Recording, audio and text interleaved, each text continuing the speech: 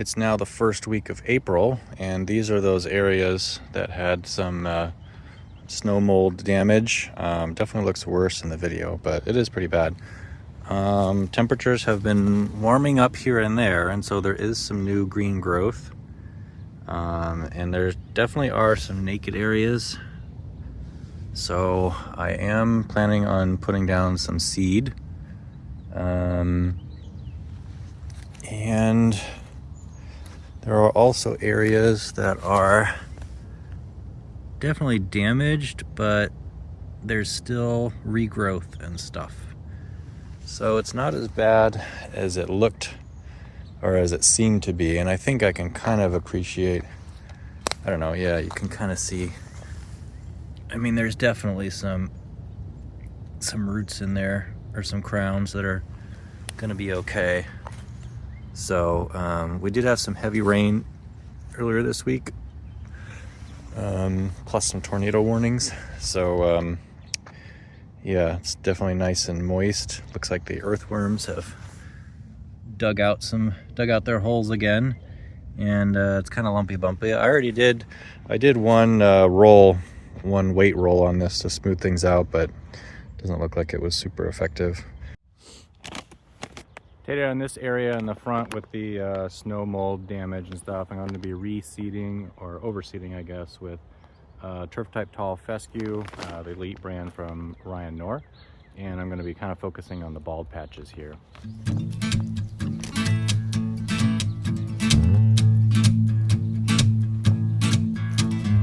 Make me work, make me sweat inside, make me feel like I'm alive. Take this hurt, lady, throw it in my face. Don't let these bones slow you down, 'cause I'm coming on strong. Now that I've got that seed down, I just want to explain why I'm doing this so early. This is still the first week of April, and it's still fairly cool. We're still going to have mornings that are even down to the high 20s, some in the 30s, and then we're going to have highs in the 50s later next week, which seems to be that's going to be the warming trend. I don't think we're going to get much more snow of any kind, but it's still actually pretty early. I should do a soil temp. I didn't do a soil temp yet.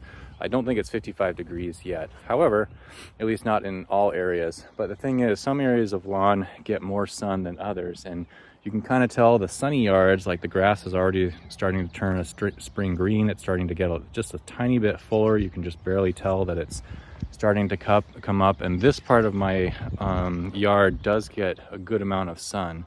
Right now the trees are bare, and so it's getting sun even though the sun is low. But even during the summer, this area just gets blasted with sun. So this is going to be a hot spot in terms of like literal temperature. And that means that things are going to grow faster, including other weeds and stuff like that. So I wanted to get the seed out early. I mean, it's going to take a week before it germinates anyway. Maybe it'll take a week and a half, 2 weeks, but that's okay. I just want to make sure I've got something going in those bald spots with damage. I think a lot of it is going to be covered with just new growth and resuming growth of the old strands. This looks like POA here. Maybe just remove that one. Recall. So I wanted to get that going. And then the other thing that I did, just to make that easier, is spring weeds are already starting to creep up. I forget what this is called. I think that's called catchweed. Although it might be, no, it's not hairy bittercress. Hairy bittercress is coming up. But anyway, I always get some seedgrass that just, starts popping up on the perimeter. So I did put some pre-emergent in the side areas where I don't want the seed to come up. So kind of a double whammy there. And I also did put out pre-emergent in my crabgrass areas and areas that I do get summer weeds, and areas that I know get a lot of sun, and I've had weed pressure there before. But I'm also, just as an aside, I don't like blanket coat everything with pre-emergent, because I don't have a weed problem everywhere. It's just like specific areas. For example, like here I've got hairy bittercress, and I know that like on these areas closer to the road and stuff, I'll have trouble with crabgrass, which I hand pick here sometimes, or over here, especially over here. Every year this gets curbed in the winter. So anyway, that's why I got that out. So yeah, if you're starting to warm up, check out the Growing Degree Days GDD tracker.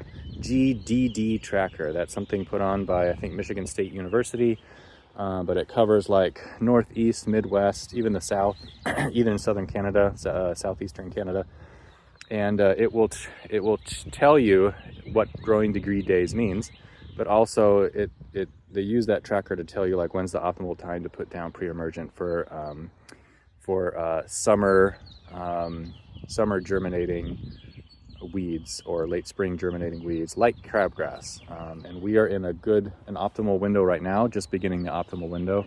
So I've started putting some down. I still have a few other areas. I'll probably put some more around the house where I tend to get weed pressure and stuff. But so that's it for today. Really hoping that in the spring I do need to put some fertilizer down, but I might hold off on that just because it's not going to do much while it's so cold still, or cool. So I might hold off on that until we're solidly in above 50 degrees in the daytime, maybe 60 degrees. But I am going to be using urea nitrogen again, something pretty fast and not very long lasting. I really want to boost things to get them growing quickly. Yeah, hopefully this starts to look a lot better than it does now.